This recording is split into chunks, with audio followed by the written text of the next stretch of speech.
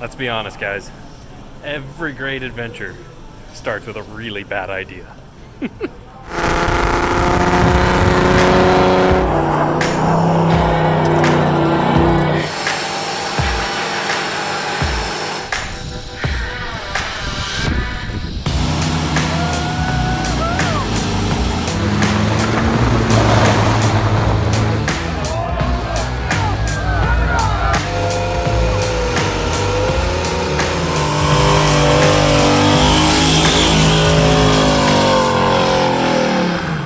So in case you can't tell, I'm at the airport. So first of all, I'm going to have to lay the groundwork for how all this started.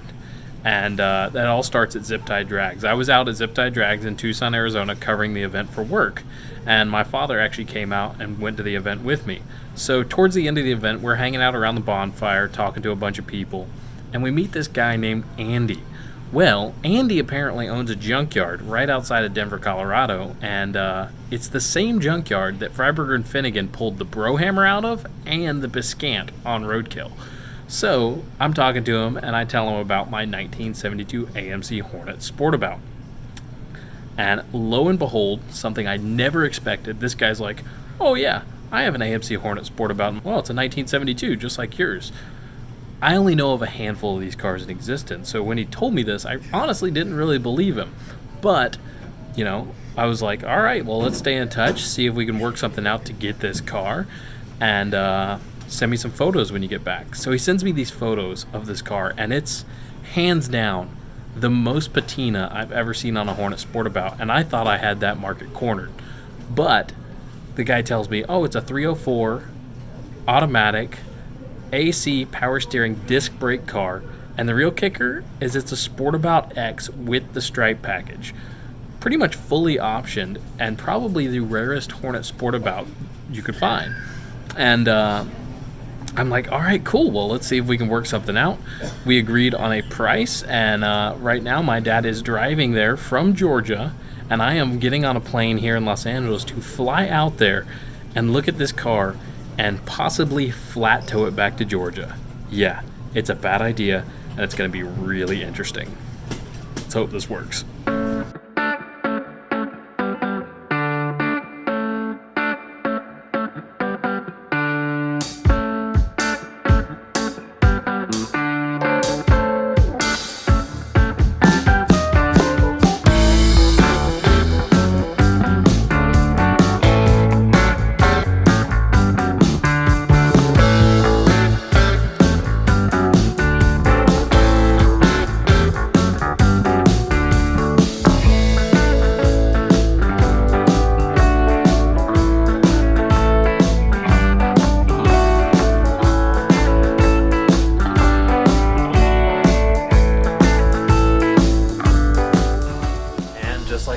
We're on the ground at Denver, walking down the jetway now. Gotta go get my bags, then see if I can find my dad.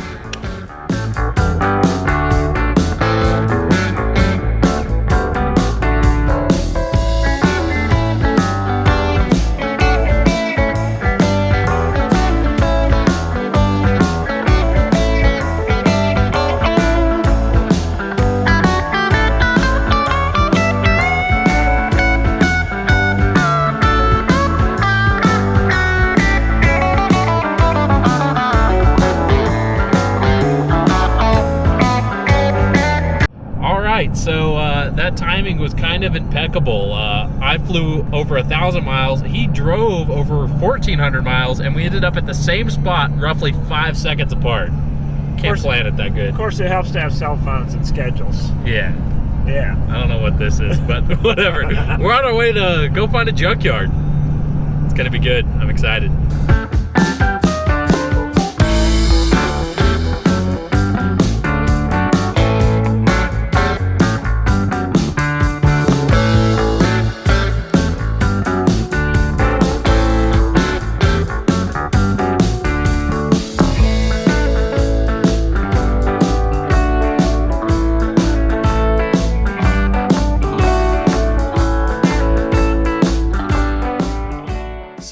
Bit of a plot twist here. We came here to look at one car, and it looks like he's going home with another one, which means I'll probably be driving this two-door coupe all the way to Georgia. It's only 1,400 miles. It'll be fine, right?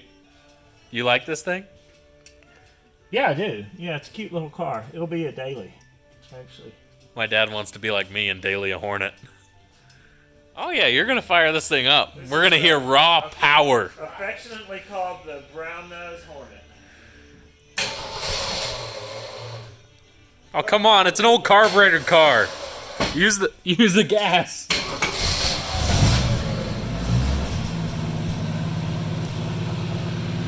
Oh, she purrs.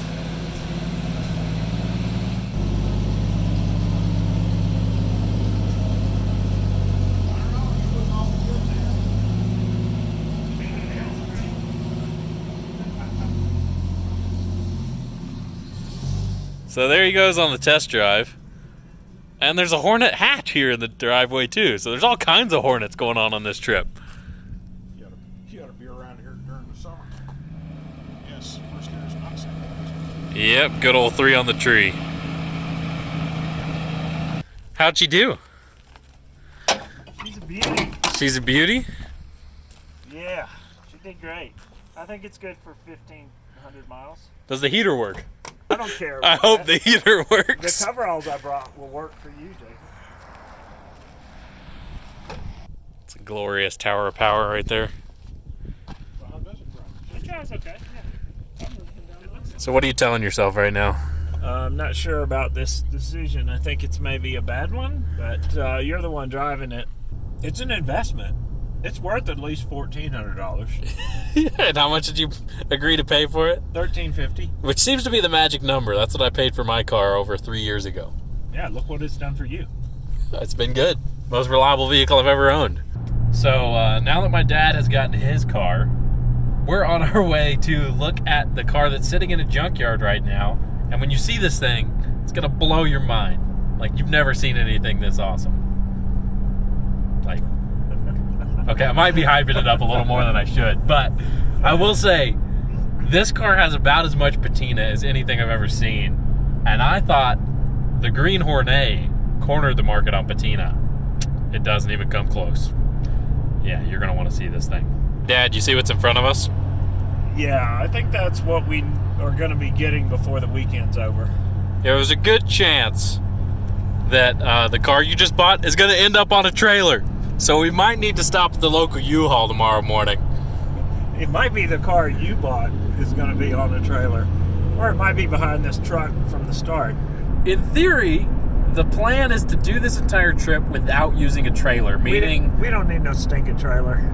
meaning I'll be driving the brown nose Hornet or whatever you're calling it, and the car that I'm after is going to be being flat towed behind the Tundra. So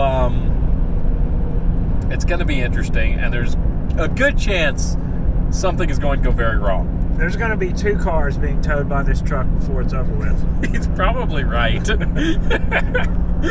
Oh, man. Don't say I don't make stupid decisions to entertain you guys, because I make plenty of them. But makes life more fun, right?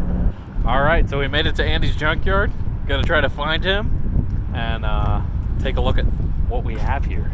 The one and only Cadillac Brohammer. One of the debacles that Roadkill and Hot Rod Garage partnered on and put a Cummins in. It's just sitting here. This right here is Blazer. Freiburger's about to come drive home. Junkyard's full of good stuff. Light blue with some nice rust colored bits. Should be pretty cool.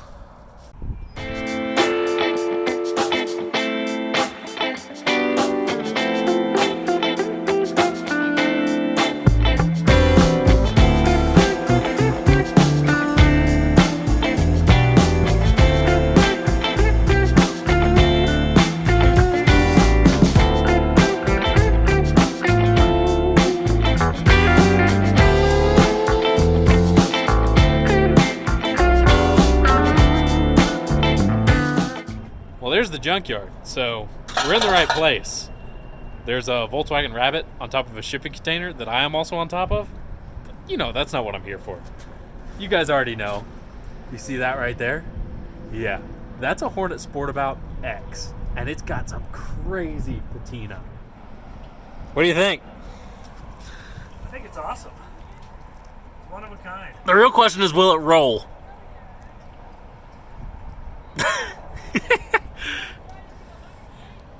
And there she is, the new addition to the fleet of Hornet Sportabouts. I think I have a problem. It's a thing of beauty, though. I mean, that patina is just too good. Why are the front seats burgundy? No idea, but the car is actually pretty nice inside. It's like the Titanic on the bottom of the ocean. And there is the 304 AMC in all its glory. Looks almost 100% intact. That's amazing. Pretty much every bit of original equipment still on it. So you'd think on a trip where you're trying to get cars, you do all car-related stuff.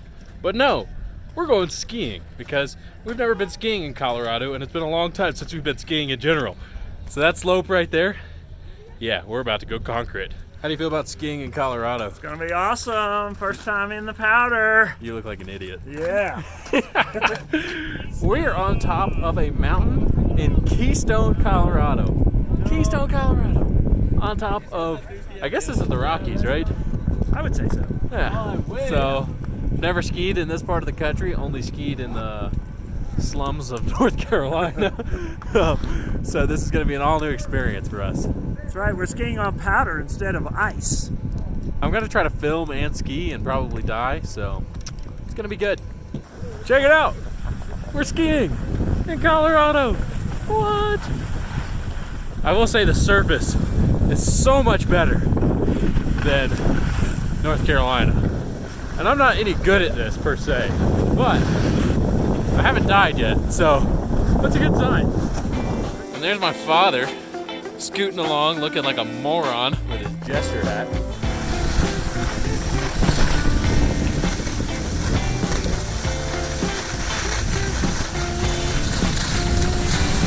Man, look at that view. It's amazing.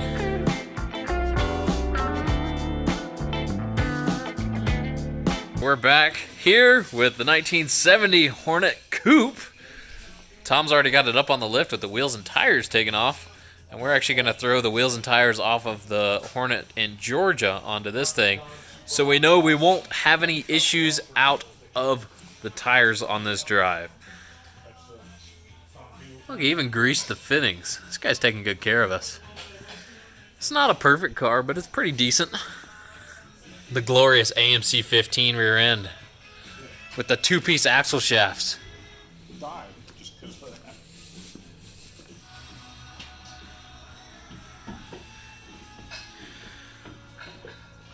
New shoes. Georgia pine straw.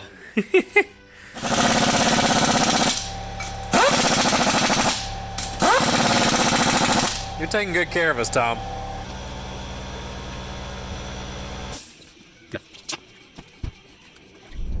All right, so got her fired up. Gonna head down to Andy's place. Let's see how this thing does on the road. If you've never driven a 3 on the tree, you gotta try it sometime. It's kind of amusing. See how this goes. Woo!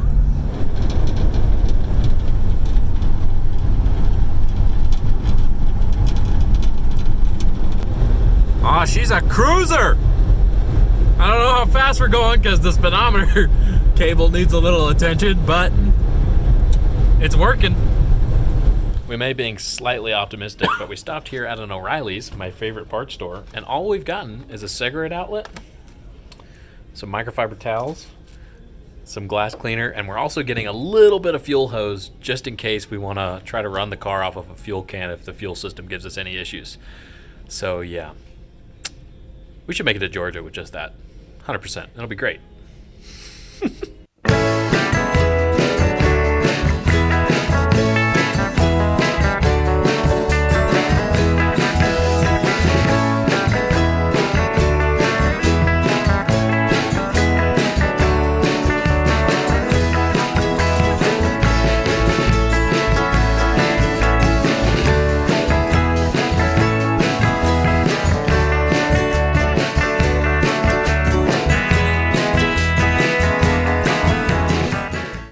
filled it up, and it held relatively close to 18 gallons. We actually filled up a little gas can as well, but this thing's got a big gas tank in it. We're not gonna have to stop for gas very often. It's running good, but I popped the hood here at the first fuel stop just to look at it, and there's some leaves and crap that are down here on the manifold smoking like crazy. Probably gonna catch on fire unless I fix it, so I'm gonna get on that, scrape it out with a screwdriver or something. Otherwise though, doing great. Well, after a little bit of cleaning there on the manifold, a lot less likely to catch fire now, but we are gonna put a fire extinguisher in the car just in case, because that would be a real downer if this thing were to go up in flames. Oh well, back on the road. Well, things are officially getting a little weird. We got both cars together, the brown nose Hornet and the Hornet that's yet to be named. So this car drove down here with no real issues, cruises down the freeway, and I think it might make it to Georgia. We'll see. It's gonna be an entertaining trip. You can finally get a pretty good look at this car now that Andy pulled it out from the hole it's been hiding in. And the driver's side has a lot of paint on the front half, which is kind of surprising compared to the rest of the car. Got a little dent here, not too bad. I could probably get it out. It's got the X badge on this side, which is missing on the other side. You can see it's got a cool AAA sticker on it. The last time it was registered was in '95 apparently, and it's got a hitch on it. How cool is that? You can see here the other X is missing, but I kind of like the effect. The plan is to flat tow this wagon behind the truck, so got myself a little board to lay down on and my dad's old toolbox. I'm gonna pull the front bumper off so we can make something to attach the flat tow hitch to. See over there, Andy was kind enough to provide us with a flat tow hitch that we're gonna connect to the front bumper brackets in theory. It should work. We'll see. We got the bumper off. 2 bolts here and here on either side. And now I'm gonna pull these bolts off and then get a piece of steel and join this bracket to that bracket over there, and then attach the brackets that are gonna mount the flat tow hitch right here, so the bumper won't get any holes drilled in it. Should work. So there's the tow bar, and we've decided we're just gonna bolt this right here directly to the bumper bracket. So I'm drilling a hole right there, and then we're gonna use that as a support to keep it from pulling in on each other. A little roadkill, but it'll work. So I had a little bit of an interference fit with the corners of this guy and my cross brace, so I'm gonna just grind the corners down.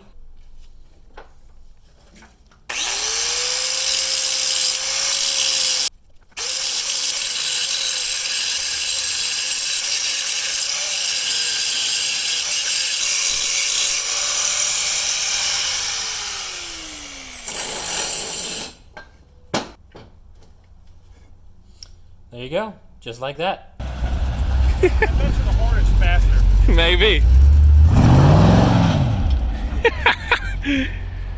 Almost ready. It's time to pull the drive shaft out so we can flat tow this thing with no issues. So I'm underneath the car, gonna pull these bolts off right here, slide the whole guy out. It's pretty nice under here. And we have separation. One of the caps popped off, but there's the drive shaft. One step closer. Whoops. Automotive homicide under the car. Sorry, EPA. Please forgive me, Mother Earth. Training fluid looks good, though. Got the drive shaft out. Got the tow bar situated. Got lights on the roof. Just got to throw some wheels and tires on it. Oh, you're rolling out of here. I'm out of breath. I blame the altitude. My father just got back with the wheels and tires. Yay. The wrong size, but we're gonna make it work. I've been here working on the car. Got it almost ready, but trying to take the wheels and tires off, it's jammed on to the hub. So what you can do is grab a board and use the car zone steering to pop the tire off. It's rusted to the hub. Turn it right.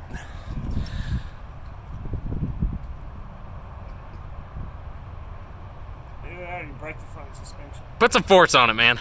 I am. That sucker's really on there. So, it didn't work at first.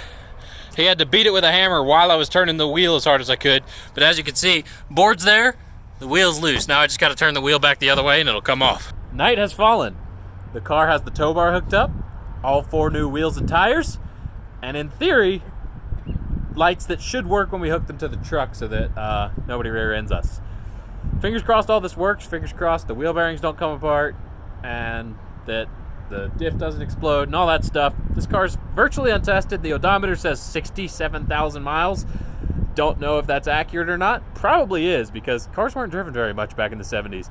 So we're about to hook this to the truck and hit the road. How do you feel about it?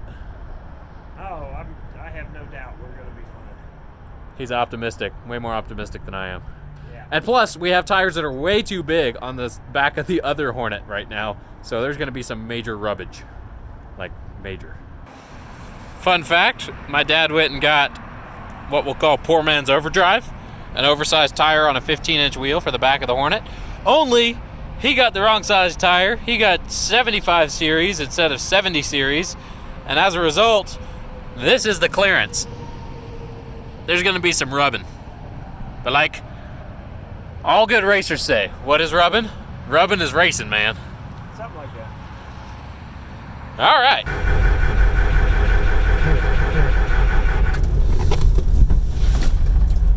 We got a little tire rubbage going on, so we're going to fix that real quick. I'm just doing a little custom fender work. It's already rusty, so it doesn't really hurt it to do that. That's right. Also, notice the tires. Provider. It's the Entrada. What? This is brutal. I think it's good for 1,500 miles. It'll be all right. Just like that, it's fixed. No noise out of the back end at all, and we are cruising along. Gonna go get some dinner. Remember that homicide I was talking about underneath the car earlier? Yeah. Well, apparently it has continued to pour out of the transmission, and we have made an awful mess under the car. Don't tell the EPA. The EPA would be very upset with us. Oh well, they'll get over it. We got our lights magnetized to the roof, and unfortunately the hatch hinges are quite broken on this car. So to keep the hatch from possibly flying off, we've put a ratchet strap from the roof rack down to the bumper. That's pretty good. It's official. The car is ready to see the road for the first time since what we can only assume is 1995, because that's what it says on the plate. Granted, it's not seeing the road under its own power, but got the lights working, new tires on it, drive shaft's pulled, as you can see by the homicide underneath.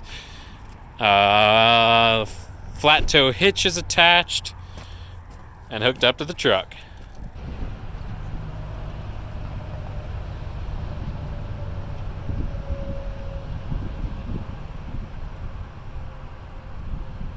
It's a rolling.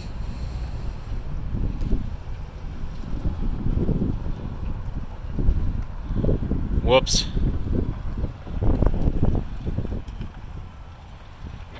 Merely hours after laying eyes on these cars for the first time, we were hitting the road back to Georgia with over 1,500 miles to go in the dead of winter.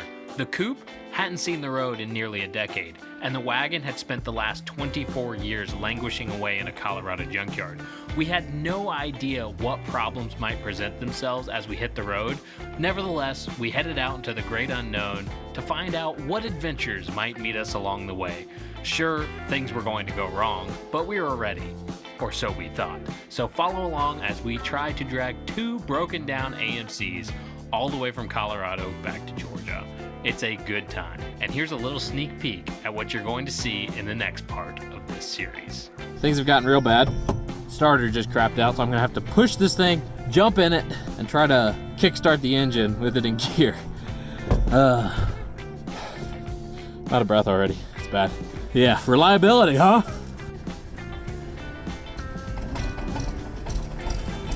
This is the wiring kit my dad brought. I don't know, 12 feet of speaker wire and a pair of snips.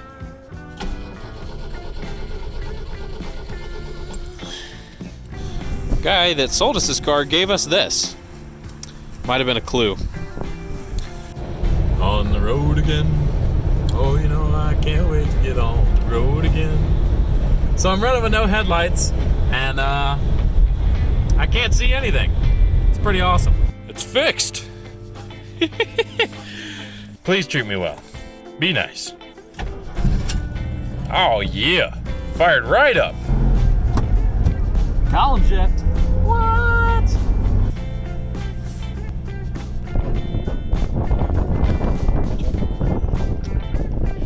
The hood's off, and I bet you that engine runs colder.